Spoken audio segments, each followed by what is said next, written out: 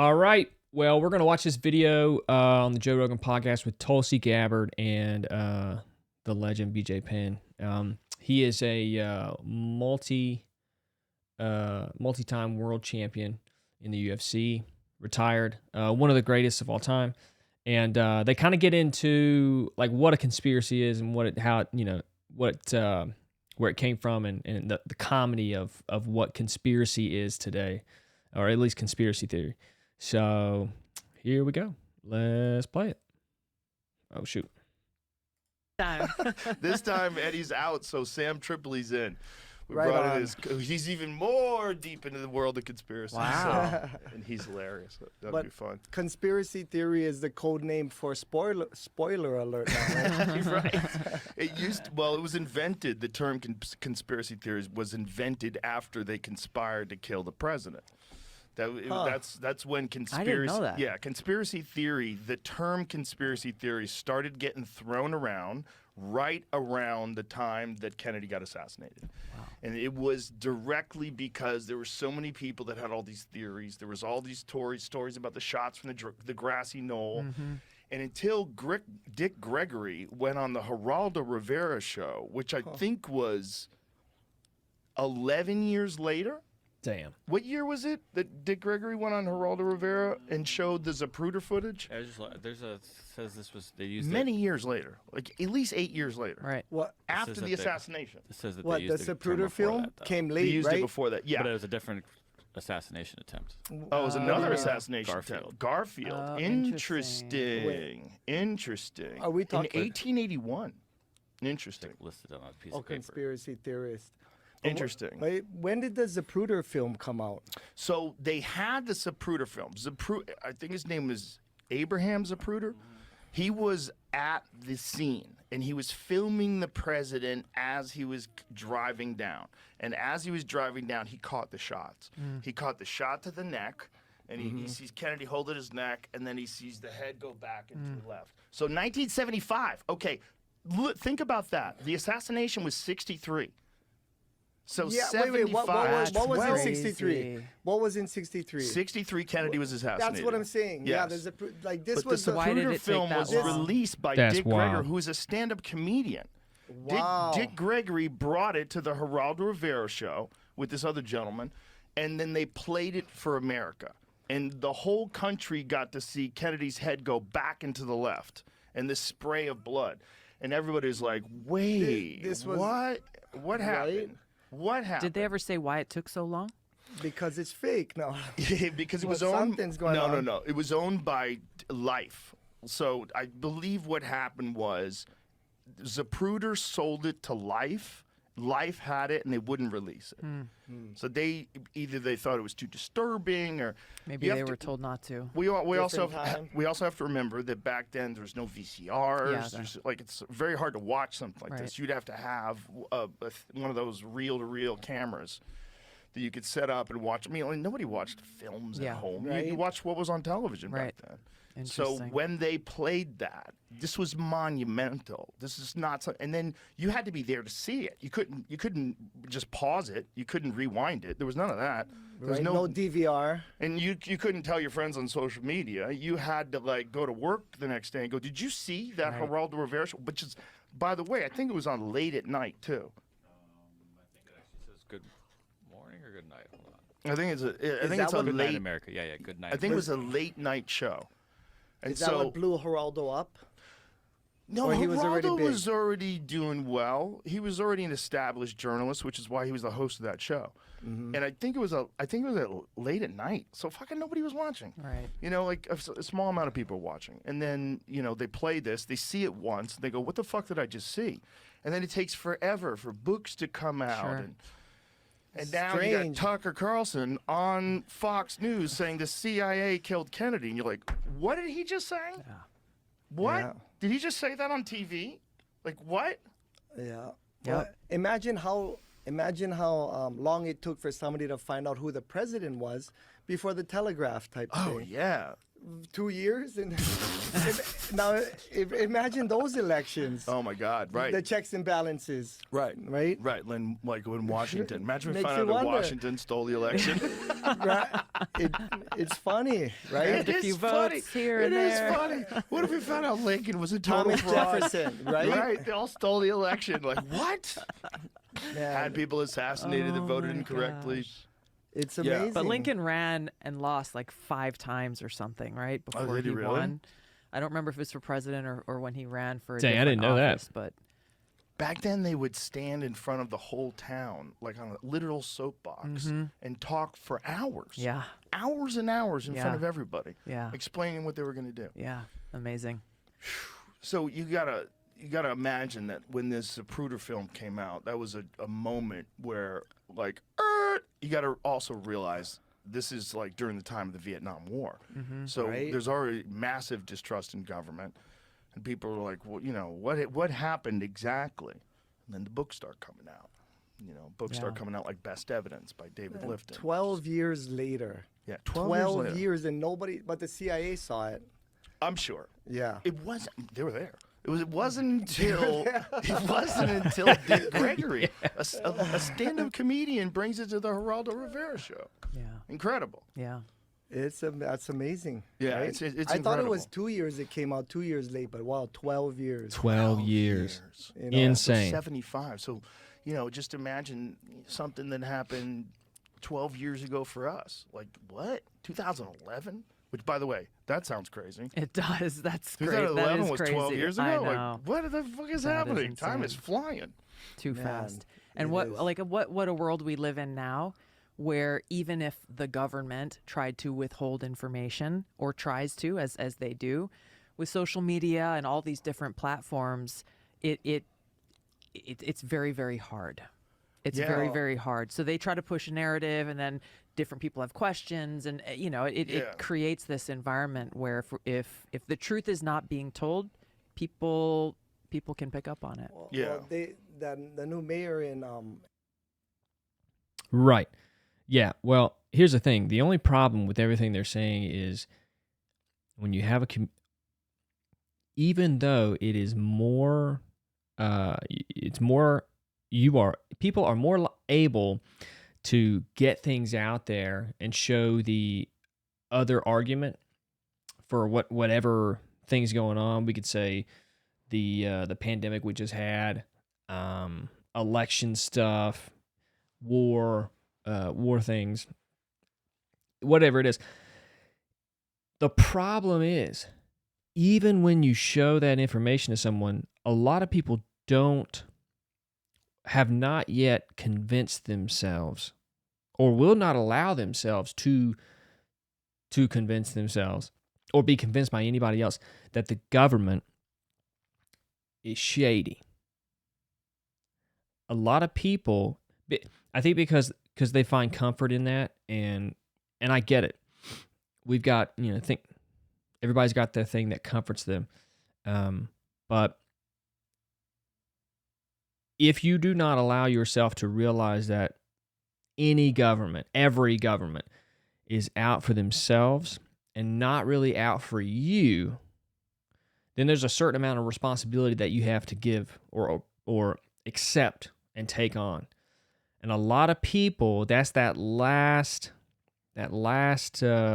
step of responsibility that they don't want to have to deal with. And so you have these conversations, and you show them, hey, this is why what you're seeing on CNN, MSNBC is not exactly correct. It's a version of the truth, but you're not seeing the whole picture. And then, because they can't accept it, the defense mechanism inside you that kicks in unconscious to themselves, unconsciously, is to they don't engage in a logical conversation. It's now something's wrong with this person. Something's wrong with you for presenting these arguments and for you to see this other opinion that the news media companies that I watch don't have. And so then you can't even have a conversation, because now they don't trust your ability to reason because it's contrary to theirs. And you see this within conversations between theists and atheists all the time. Is instead of just accepting them as a person and seeing the flaw in their logic, they dismiss them as a thinking person. Like, no, none of your thinking is worth my time. And then no relationship can be formed. And then you demonize that other person, and there's no growth there. And the only thing that creates a more open communication and better dialogue, more instructive dialogue, more informative dialogue, more revelatory dialogue, is creating a relationship with the other person that you strongly disagree with. That's it. Because then you get to see them as a person. And when somebody says something that you totally disagree with, you still know them as a person, and you can let go of certain emotional triggers that come up that would, in other situations, make you totally dismiss this person. So, and you see this all the time with parents who have kids. Parents will make every excuse under the sun for their kid, rightfully so, because they know them as a child. They know that where they started from, innocent little kid, to now this person, and they can't let go of that innocent child that they were. So they make excuse after excuse after excuse for that child's actions the older they get, even if it's detrimental to themselves. But with anybody else in their life, they would never allow them they would never give them the excuses they give their own children because of the relationship there. Obviously, we can argue whether that's good or bad, but that is just how that naturally occurs.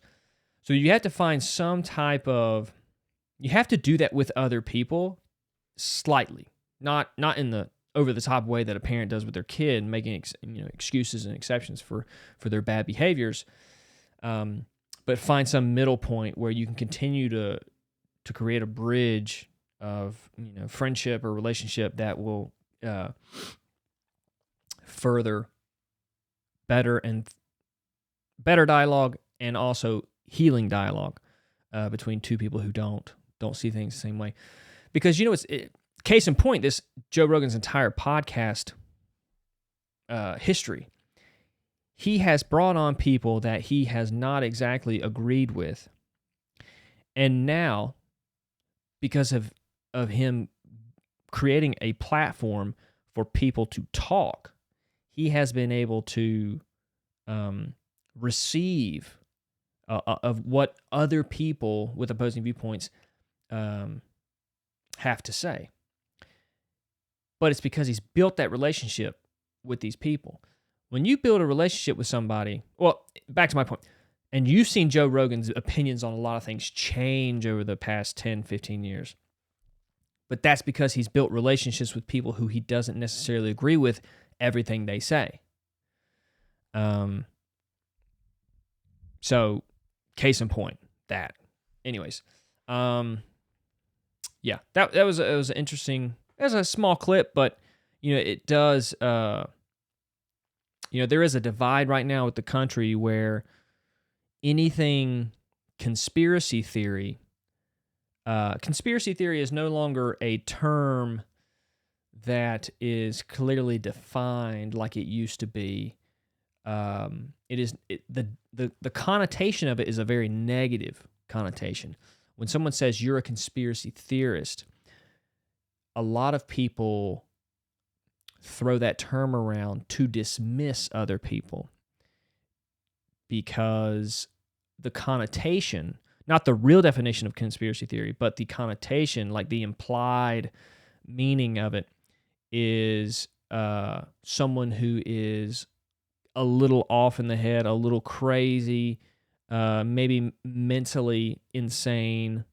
All these other meanings come in, and so if you can continually call somebody a conspiracy theorist, you can kind of dismiss them with the connotation of what conspiracy theory is to a lot of people out there who are not as engaged in the revelations of a lot of these conspiracy theories, which end up becoming true, right? And just like BJ Penn said at the very beginning, conspiracy theory is code for spoiler alert.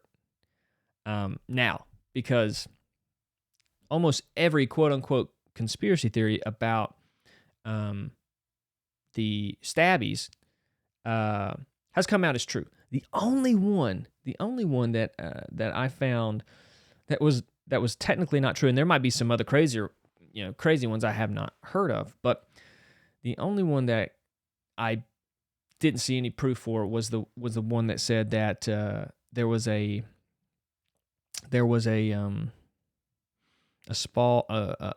some type of I don't know, tracker in the Stabbies that when injected into you stays in your system and like tracks your bio data or whatever. I never saw any proof for that, but everything else, the fact that it doesn't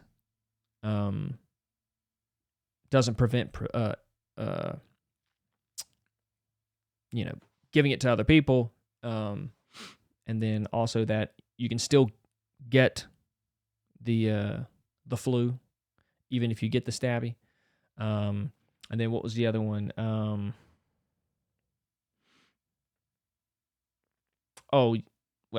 There's a few. But anyways, my whole point is most of the quote-unquote conspiracy theories over the past 3 years have been true. And that's a very hard thing for people to accept. Especially, and I understand it, especially like when the party that you agree with 100% is in charge. You're like, there's no way that they could be lying to me because I'm part of the group. Why would they lie to me? So if you have that viewpoint, it's going to be hard. It's going to be really hard for you to see when your group is lying to you. So, anyways, great video. I think I rambled a little bit too long on that one, but that was a cool one. I'm doing these reaction videos now, so stay tuned. I'm going to have a lot more coming out. I appreciate it.